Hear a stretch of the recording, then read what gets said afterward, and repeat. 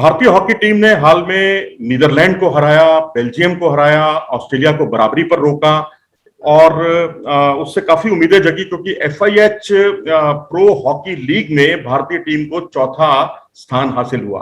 और अब ओलंपिक है, ओलंपिक जैसा आयोजन जो भारत के नाम 8 स्वर्ण पदक भारत के नाम है दर्ज। इन सब तमाम मुद्दों पर और भारत की संभावनाओं पर आज बातचीत के लिए हमारे साथ मौजूद हैं लिविंग लेजेंड अशोक ध्यानचंद जी। अशोक जी, स्वागत है आपका बहुत बहुत। मनोज जी, बहुत बहुत शुक्रिया, धन्यवाद। सारे श्रोताओं को और देखने वाले को, व्यूअर्स को मेरा बहुत बहुत नमस्कार। अशोक जी, इस वक्त भारतीय हॉकी टीम जो है एक नए मंसूबे के साथ, एक नए मिशन के साथ जो है टोक्यो की तैयारी में जुटी हुई है। और इस वक्त भारतीय हॉकी टीम को सच कहा जाए तो गद्दा ध्यानचंद जी का आशीर्वाद चाहिए और आपकी शुभकामनाएं चाहिए। हमारे प्रेरणा स्रोत और इस भारतीय हॉकी को एक मुकाम देने वाले एक ऐसी हस्ती जिनको हम मेजर ध्यानचंद हॉकी जादूगर के नाम से जानते हैं, उनके पारिवारिक सदस्य होने का मुझे गौरव प्राप्त हुआ है। और जो कुछ थोड़ा बहुत मैंने किया अपने जीवन में, उन्हीं प्रेरणाओं से, उन्हीं बड़े खिलाड़ियों को देख कर, सुन के, और वो अपेक्षाएं देश को भी हमारे इन खिलाड़ियों से रहती है। और कई वर्षों से, कई सालों से ऐसी उम्मीदें रही हैं जो कि हमारा 40 साल का जो ओलंपिक पोडियम पर खड़े होने का एक सपना अभी तक पूरा नहीं हो पाया, उसको करने के लिए पुरजोर कोशिश की जा रही थी। और जैसा आपने कहा कि जो प्रो लीग के अंदर हमारी टीम ने एक बेहतर प्रदर्शन किया है, चाहे वो बेल्जियम हो, चाहे अर्जेंटीना हो, चाहे ऑस्ट्रेलिया हो, हॉलैंड हो, कोई टीम हो, हमारी टीम का प्रदर्शन बहुत ही बेहतर रहा है। तो ये जो आंकलन हम करेंगे और इस बात को लेकर चर्चा होगी और अभी बातें होंगी कि आने वाले इस ओलंपिक खेलों में हमारी टीम कहां तक और किस असरदार अपनी कोशिशों से हमारे वो सपने जो 40 साल से हम देखते चले आ रहे हैं कि हमारी टीम, भारत की टीम पोडियम पर खड़ी हो, उसको पूरा करे। तो उसके लिए मैं भी उनमें से एक हूँ, एक खिलाड़ी हूँ। और खिलाड़ी की इच्छाएं और मंसूबे और जीतने का सिलसिला तो कभी खत्म होता ही नहीं है, चाहे वो खेले या ना खेले, लेकिन वो चाहता है कि उसका खेल जीते।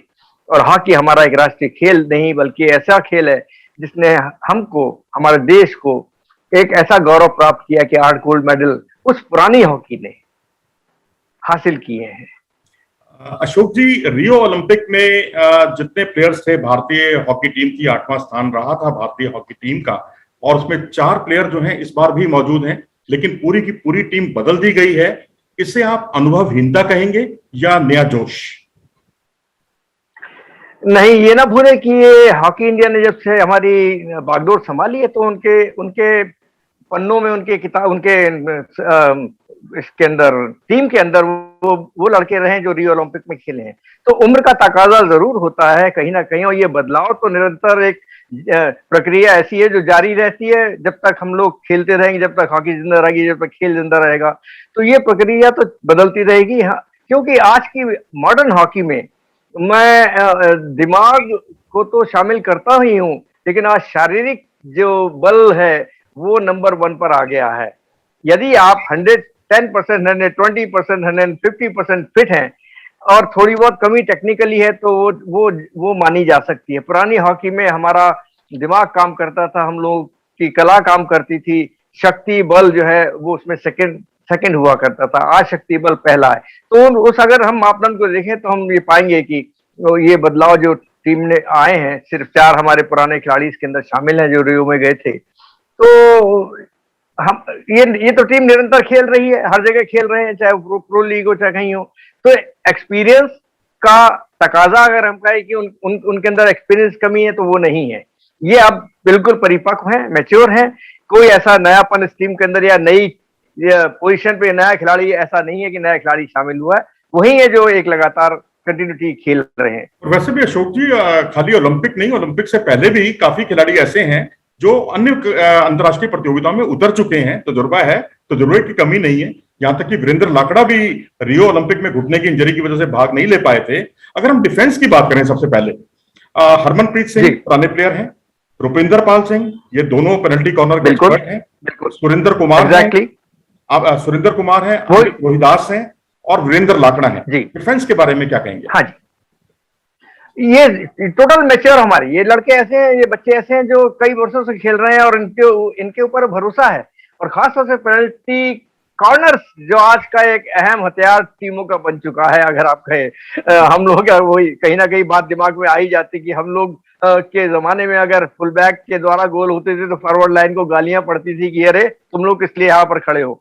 आज की हॉकी में ये एक बड़ा हथियार है, एक बड़ा एक एक्सपर्टाइज चीज है जो हमारे खिलाड़ियों को विदेशों के खिलाड़ियों को भी अपनानी पड़ती है और उन्होंने बड़े अच्छे ढंग से अपनाई हुई है कि जब जब इसके मौके मिलते हैं तो इसको भुनाने में वो कसर न छोड़ें। और रुपेंद्र पाल और सुरेंद्र और अमित ये सब उसी उसी कड़ी में शामिल हैं। तो मैं कहूंगा कि हमारी पेनल्टी कॉर्नर की जो गोल करने की कन्वर्जन वाली जो एक शक्ति है वो मजबूत है और काफी मजबूत है।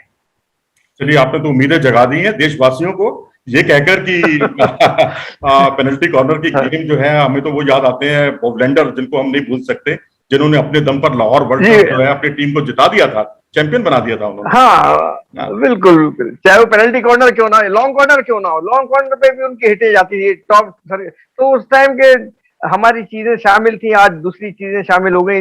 मैं अच्छा है बुरा तो नहीं कहूंगा, लेकिन आज की मॉडर्न हॉकी है, इसकी हर चीज बदल चुकी है, इसके नियम कानून बदल चुके हैं। लेकिन असली चीज की वो टाइमली पास बॉल का करना और टाइमली बॉल को रिलीज करना, पोजीशनिंग जो है वो तो हर खेल के अंदर शामिल है। इसके अंदर तो होती है कि आपकी पोजीशन क्या बनती है। ध्यानचंद साहब का सबसे बड़ा जवाब यही हुआ करता था कि मैं ऐसी पोजीशन बनाता था कि मुझे बॉल आकर मुझे मेरे पास आए ही आए। तो ये सब चीजें ऐसी हैं जो कि बेसिक हैं और बेसिक चीज हॉकी से घटी नहीं है, दूसरी चीजें बदल गई। चलिए मिडफील्ड की बात करते हैं। मध्य पंक्ति की क्या भूमिका, आदर्श भूमिका होनी चाहिए? टीम में हार्दिक सिंह है, मनप्रीत सिंह है, विवेक सागर प्रसाद है, नीलकांत शर्मा है और सुमित है। बैकबोन एक ऐसी चीज जिसको हम कहते हैं लफ्ज है जो मनुष्य के हमारे रीढ़ की हड्डी का काम की, आपको खड़ा करने में, आपको बैठाने में, आपको जमीन पर ले जाने में, ये बैकबोन एक लफ्ज है जो रीढ़ की हड्डी का काम करती है। और हमारी हाफ लाइन, किसी भी टीम की हाफ लाइन, वो हमेशा से एक मजबूत स्थिति में उसको होना चाहिए। उनका डिस्ट्रीब्यूशन, क्योंकि उनके पास दो जगह उनको अपनी शक्ति और खेल का प्रदर्शन करना होता है, एक तो डिफेंस के लिए और उसके बाद ऑफेंस के प्लेयरों को, फॉरवर्ड के प्लेयरों को बॉलें, ऐसी बॉलें उनको रिलीज करके देना जो बेहतर हो, जो अच्छी हो, जिसके ऊपर फॉरवर्ड के प्लेयर कम टाइम में और अच्छी पोजीशन हासिल करके गोल की तरफ बढ़ सके, डी में स्ट्राइक ले सके और गोल कर सके। तो मनमीत हमारे जो है वो खेल ही रहे हैं, आपको मालूम है, हार्दिक हैं और नीलाकांत शर्मा है। विवेक सागर एक ऐसा है लड़का है जो वर्सेटाइल है। नीलाकांत शर्मा भी मतलब कई जगहों पर उसको कहीं भी खिला सकते हैं आप। फॉरवर्ड का प्लेयर भी है, वो गोल भी करते हैं और करे हैं उन्होंने। तो कई जगहों पर जहां पर हाफ लाइन के प्लेयरों को गोल करने की पोजीशन बन जाती है, वहां पर पहुंचना, लेकिन अपने डिफेंस को देखते हुए। तो ये सब चीजें एक्सपीरियंस है जो इस खिलाड़ियों को मैंने अभी उड़ीसा के अंदर जो टूर्नामेंट हुआ था हमारा वर्ल्ड कप, उसके अंदर मैंने देखा था। तो एक चीज मैंने नोट करी थी, इनको अब अपनी उन कमियों को खड़े होकर या झुंझला कर नहीं उसको वो खेलते हैं, ये उस कमी को भूलकर वापस अपनी टीम के साथ कोऑर्डिनेट करने की कोशिश करते हैं, जो कमी है उसको दूर करने की कोशिश करते हैं। तो ये जो कोशिश है इनकी कि अपने अच्छे खेल को प्रदर्शित करना और जो पुराना खेल है या जो गलत खेल है उसको हम भूलते जाएं। तो अच्छा खेल आप जब खेलेंगे तो डेफिनेटली आपके पास बॉल पोजीशन होगा। बॉल पोजीशन जब होगा तो आपकी टीम आगे मूव करेगी, तो चांसेस बनते हैं। और जैसा मैंने आपसे कहा कि ये तो एक प्रक्रिया है कि गोल को किस तरह से, बॉल को किस तरह से अपने डिफेंस से या हाफ लाइन से ले जाके फॉरवर्ड को देना, फॉरवर्ड का गोल करना, तब्दील करना, पेनल्टी कॉर्नर हासिल करना। पेनल्टी कॉर्नर हासिल करने के लिए हमारे पास जो शक्तियां हैं, जैसे मैंने आपसे कहा, जो हमारे पास बहुत रिनाउंड नाम है, रुपेंद्र पाल हैं, सुमित हैं, ये लोग वो हैं जो गोल कर सकते हैं। और हमें इस पर ये उम्मीद होती है कि हाँ, हमारे पास जीतने की हमारे पास ये कोशिशें हैं जिनको हम अडॉप्ट कर सकते हैं खेल के अंदर। चलिए, हम श्रोताओं को बता दें कि इस वक्त हम बात कर रहे हैं अशोक ध्यानचंद जी से, जो 4 वर्ल्ड कप खेल चुके हैं, ओलंपियन हैं और 1975 का वर्ल्ड कप जो कुआलालंपुर में आयोजित किया गया था, इनके निर्णायक गोल से भारत ने पाकिस्तान को हराया था और भारत वर्ल्ड चैंपियन बना था। तो वही अशोक जी आज हमारे साथ जुड़े हुए हैं और फॉरवर्ड खिलाड़ी थे, और आपकी पसंदीदा फॉरवर्ड पोजीशन के बारे में बात कर लेते हैं। अशोक जी, इस बार गुरजंत सिंह हैं, दिलप्रीत हैं, जिस तरह फॉरवर्ड हैं काफी, शमशेर सिंह हैं, ललित उपाध्याय हैं, अनुभवी भी हैं, और मनदीप सिंह हैं जो पिछले रियो ओलंपिक में भी मौजूद थे। बिल्कुल बिल्कुल। तो जैसा मैं कह रहा हूं कि जैसे मेरी चॉइस अगर टीम की कभी भी बनने की होती है, मैं अपनी टीम बनाता हूं, या जहां जहां मेरा इन्वॉल्वमेंट है, चाहे वो एयरलाइंस का हो, चाहे वो हमारे पुरानी इंडियन टीम का हो, तो कहीं ना कहीं जब इस बारे में मुझसे पूछा जाता था, और मैं हमेशा ये कहता रहा हूं कि जिस टीम की फॉरवर्ड लाइन बहुत इफेक्टिव हो, इफेक्टिव का मतलब जहां जहां उसको मौके मिले उनको अपने बलबूते पर, अपनी समझदारी से, अपने खेल से जितने वो अटैक गोल के ऊपर कर सकते हैं, उनकी कोशिश जारी रहनी चाहिए ताकि हमको गोल मारने के मौके मिले। और जिस टीम के फॉरवर्ड लाइन, और आपने नोट किया होगा कि जब ये टर्फ आया था उसके बाद हमारा 1980 जिसका ओलंपिक हम जीते, उसके बाद हमारी टीम एकदम डिफेंसिव, दो हमने सेंटर हाफ रखने शुरू कर दिए, हम टोटल डिफेंसिव हॉकी पर आ गए, जिसका नतीजा, और उस टाइम के हमारे जो थिंक टैंक थे उन्होंने ये सोचा कि यूरोपियंस हैं और ऑस्ट्रेलियन है, ये तो अटैक पे अटैक कर रहे हैं, हमको डिफेंस करना है। आप इस ग्राउंड के ऊपर डिफेंस नहीं कर सकते ज्यादा, क्योंकि डिफेंस करेंगे आखिर बॉल आपको जब मिलेगी तो आप किसको रिलीज करके देंगे?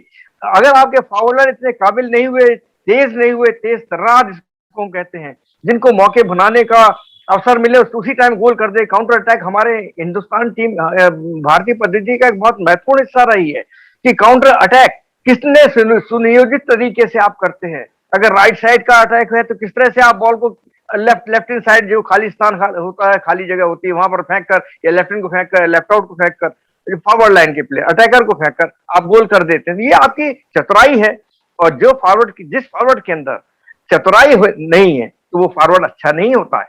चतुराई का होना बहुत जरूरी है, चतुर होना बहुत जरूरी है। चलिए, चतुर होना बहुत जरूरी है। जी जी जी, चतुराई किस तरह, बिल्कुल। और दूसरी बात मैं आपसे ये जानना चाहता हूं अशोक जी, कि पूल ए में इस बार भारत के पूल में जो है ऑस्ट्रेलिया है, न्यूजीलैंड है, ओलंपिक चैंपियन अर्जेंटीना है, और एशियाई खेलों की स्वर्ण पदक विजेता जापान है, स्पेन है। किस तरह से आपको लगता है इन सब टीमों को देखते हुए किस तरह की शैली से भारत को खेलना आदर्श रहेगा? अगर मैं ये कहूं मनोज जी कि अगर आपको आसमान पे, या आपको 20-50 फीट की ऊंचाई पे चढ़ना हो, अगर नीचे से आप कोई सीढ़ी लगाए 100 फीट की, तो अगर ऊपर देखेंगे तो आपका दिल जो है वो डरना शुरू कर देगा। बिल्कुल। पहली सीढ़ी से आप पैर रखना शुरू करें, ऊपर ना देखें आप, तो वो कदम कदम कदम चलते चलते आप 100 फीट बिना डर के पहुंच जाएंगे। मेरा कहने का मतलब ये है कि आपका जो पहला मैच होना है, बस आप समझिए कि वो मेरा एक ऐसी टीम के साथ या ऐसा मैच है जिसको कि मैं आखिरी बार खेल रहा हूं। ये जो है मारक शक्ति आपकी, आपको जीतने की उम्मीद, आपका आत्मबल, ये सब चीजें खिलाड़ी के अंदर तो होना जरूरी है, लेकिन पर्टिकुलर डे के अंदर खिलाड़ी, हमारी क्रियाएं हैं शरीर की, हमारे बायोलॉजिकल चीजें आती हैं, आपका शरीर कितने जोशो खरोश के साथ उस दिन मौजूद आपको करता है, आपको शक्ति बढ़ाता है। आपकी जो प्लानिंग है, हर कोच तो प्लानिंग करेगा, कोच अपनी टैक्टिक्स टेक्निक दोनों चीज आपको बता चुका है। टैक्टिक्स उस दिन बताएगा जिस दिन मैच होगा, लेकिन ये भी जरूरी है कि आपकी खुद की इंडिविजुअल टैक्टिक्स और टेक्निक क्या है होगी, उस पर डिपेंड करना, उसको प्रदर्शित करना, उसको दिखाना कि हाँ मैं ये करने वाला हूं, करता हूं और कर सकता हूं। तो ये चीजें इंडिविजुअली होती हैं, और इंडिविजुअली जब आप आगे बढ़ते हैं तो आपके साथ वाले और प्रेरणा लेते हैं उस बातों से, तो वो टीम गेम बन के खेलते हैं, टीम स्पिरिट बन के होती है, मौजूद होते हैं। आपने एक बात और जोड़ दी, अभी तक तो हम बात कर रहे थे तेज तर्रार, स्पीडी, और अब आपने कहा कि एक टीम गेम के बिना बात नहीं बनती, अकेला चना भाड़ नहीं फोड़ सकता। लेकिन यहाँ पर सवाल ये भी उठता है कि ऑस्ट्रेलिया और अर्जेंटीना ये बहुत टफ टीमें हैं, तो इनके सामने हमें 4 फॉरवर्ड रखना ज्यादा मुनासिब होगा, क्योंकि आपने ऑस्ट्रेलिया की हॉकी को भी बहुत करीब से देखा है, या 3 फॉरवर्ड रखें, या आपके वाली स्टाइल की जो हॉकी थी 5-3-2-1 वाली, वो भी प्रासंगिक हो सकती है आज के संदर्भ में? देखिए 5-3-2-1 वो उसको हम डब्ल्यू फॉर्मेशन में क्या रूप देकर खेलते थे, पुरानी जमाने की हॉकी डब्ल्यू फॉर्मेशन से खेले हैं। अगर आपको 75 वर्ल्ड कप को याद हो जी तो लेफ्ट आउट हम राइट आउट हमारे फिलिप्स थे, राइट इन मैं था, सेंटर फॉरवर्ड में शिवाजी पवार और चिमनी साहब, JS चिमनी थे, लेफ्ट इन में गोविंदा, लेफ्ट आउट में हरचरण थे। तो ये डब्ल्यू फॉर्मेशन जो दोनों इनर्स हैं, दोनों इनर्स ये 10 गज अंदर को रहते हैं, 10-15 गज अंदर। लेफ्ट आउट से डायगोनल में 10 गज पीछे रहते हैं। अगर इनके अंदर इतनी हॉकी है, और ये ना भूलें आपकी पहले की हॉकी में खिलाड़ी 70 मिनट पूरे अकेले खेलता था, वो 11 लड़के ही खेलते थे, बदलाव 1 या 2 पूरी टीम में पूरे मैच के दौरान होते थे। आज हमको बदलने की हर मिनट के अंदर, सेकंड्स के अंदर, या ये एक सहूलियत मिली हुई, 70 मिनट को खिलाड़ी को बहुत बहुत कम खेलते देखा गया है। तो ये जो चीजें हैं, और जैसा आप कह रहे हैं वो दोनों इनर्स पीछे आके डिफेंस में आ जाएंगे तो आपकी डिफेंस जो है वो 6 की जगह 8 हो गई ऑटोमेटिकली, अगर दोनों इनर्स पीछे आते हैं। लेकिन उनकी शक्ति, उनका खेल वो प्रदर्शित होते रहना चाहिए। तो उतने काबिल हो कि जब जब जब पीछे से बॉल मिले तो आगे लेकर और फॉरवर्ड से आप जुड़ते चले जाए। बहरहाल आज की हॉकी में वो मुमकिन नहीं है, ना कोई अप्लाई करता है, ना कोई इतनी रिस्क लेने की कोशिश करता कि 5 फॉरवर्ड साथ हम खेले। तो 4 फॉरवर्ड, 3 फॉरवर्ड, आप जैसा आपने कहा। तो ये टैक्टिस जो है, मैं तो कहूंगा कि हम 4 फॉरवर्ड के साथ खेलें। हमारे 4 फॉरवर्ड मैंने कहा बहुत एक्सपीरियंस है और काउंटर अटैक पे उनको महारत हासिल है, जब जब मिलती है गोल करने में काबिल हैं। और उसका नजारा हम देख चुके हैं प्रो लीग में और वर्ल्ड कप के अंदर। वर्ल्ड कप में हम जीते जरूर नहीं है, लेकिन हम देख चुके हैं उस बात को। तो मैं ये मान के चलता हूँ कि हमारे फॉरवर्ड जो है वो इसका लायक है, इस काबिल है कि वो बॉल को अपोनेंट के गोल तक ले जाएंगे और वहां पर स्ट्राइक करके गोल करने की कोशिश करेंगे। तो ये ना भूलें कि 4 फॉरवर्ड से खेलते हैं तो हमारे पास 7 लोग पीछे आ जाएंगे, फिर डिफेंस में आ जाएंगे। ये हमको, क्योंकि सेकंड्स के अंदर इसके अंदर एक दूसरे पर गोल होते हैं। आपके डिफेंस में कहीं छोटी सी भी कमी नजर आती है, होगी, तो ओपोनेंट उसका फायदा उठा के आपके ऊपर गोल कर सकता है। तो आपको प्रीकॉशनरी, आपको एंटिसिपेटरी, जो जो लफ्ज आप यूज कर सकते हैं, हमेशा ये मैं एक शब्द बोलना हो कि आप हमेशा इस बात को लेके चलेंगे, अगर मुझसे ये बॉल मिस हो गई या अपोनेंट हमारे प्लेयर से मिस हो गई तो मेरा जो डिफेंस है वो क्या इस काबिल होगा या उसकी स्थिति इस तरह की है कि वो गोल बचा सके। तो इसका जो खिलाड़ी इस बात को लेकर दिमाग में खेले कि मुझे बॉल खराब नहीं करनी है, तो हमारी टीम डेफिनेटली इन सब मुश्किलों से, जैसा आपने कहा है कि ऑस्ट्रेलिया है, अर्जेंटीना है, न्यूजीलैंड है, ये टीमों से हम एक एक कदम बढ़ते चले जाएंगे आराम से, और हमको सेमीफाइनल में पहुंचने में कोई दिक्कत नहीं होगी। बस वही मेरा आपसे अगला सवाल था, जिसकी आपने रूपरेखा एक वाक्य में कर दी कि भारत जो है सेमीफाइनल में पहुंचेगा और जरूर पहुंचेगा। ये उम्मीदें हैं अशोक ध्यानचंद जी को। और आप क्या सोचते हैं कि अगर सेमीफाइनल में पहुंचते हैं, हालांकि अभी बात बहुत दूर की बात है, लंबी स्ट्रेटेजी क्या कुछ बदलाव की जरूरत होगी उस वक्त, कि बेहद सावधानी भी बरतें हम लोग और अटैकिंग भी रहें, दोनों के बीच में अच्छा तालमेल भी हो, आगे की स्ट्रेटेजी क्या होनी चाहिए?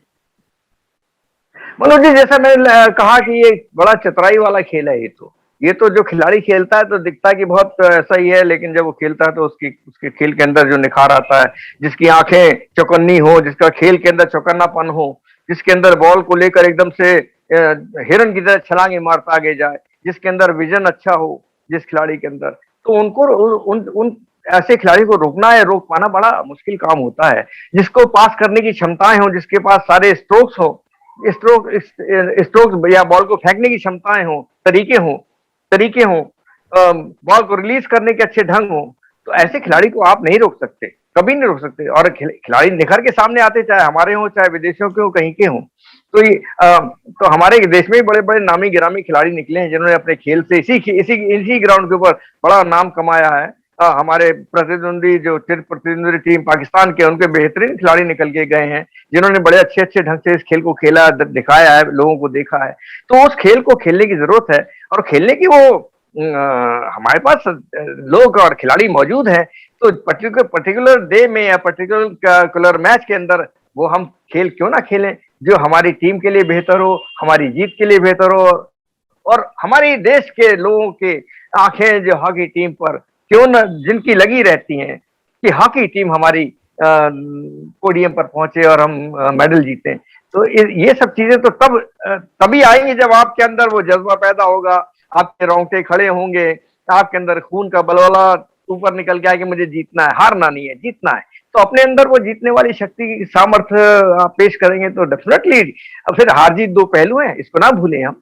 आप बड़ा अच्छा खेलते हैं, कभी कभी ऐसी चीजें हो जाती हैं जिसमें, तो वो एक अलग चीज है। लेकिन अगर आप इन चीजों से खेलेंगे तो कोई शक्ति, कोई भी अपोनेंट हो, कोई भी टीम हो, वो आपको रोकने। भाई अब दूसरी टीमें भी जो आ रही हैं तो उनके दिल में भी तो भारत के लिए, भारत के प्रति डर होगा कि हमको इंडिया से खेलना है। अगर हम डर के खेलेंगे तो डाउन हो जाएंगे, वो वही हम अपर हैंड खेलेंगे तो हमारे मूवमेंट चलते रहेंगे। तो ये थे अशोक ध्यानचंद जी, जिनका साफ तौर पर कहना है कि डर कर बिल्कुल ना खेलें, किसी तरह का डर हटाएं। 4 फॉरवर्ड या इससे कोई ज्यादा फर्क नहीं पड़ता, 4 फॉरवर्ड एक आदर्श शैली हो सकती है। और काउंटर अटैक करें, स्पीडी रहें, क्योंकि टीम गेम है, आपको अकेले नहीं खेलना, टीम गेम है, और विजन अच्छा हो। इन सब उम्मीदों के साथ हम भी अशोक जी के साथ ये उम्मीद करते हैं कि भारत सबसे पहले कम से कम सेमीफाइनल में अपना स्थान सुनिश्चित करे। और फिर अगली बातचीत में जब हम अशोक जी के साथ जुड़ेंगे तो मेडल के रंग के बारे में भी बात कर लेंगे कि वो मेडल का रंग क्या हो सकता है। अशोक जी, आप हमारे साथ जुड़े, आपका बहुत बहुत धन्यवाद। जी जी मनोज जी, ये बहुत दिनों बाद आपसे चर्चा हुई, और आपके तो सवाल ऐसे ही होते हैं जो बाकी में मुझे भी ऐसा उत्साहित करते हैं कि मैं कुछ ना कुछ कहूँ। बहुत बहुत शुक्रिया, बहुत बहुत धन्यवाद। शुक्रिया, नमस्कार।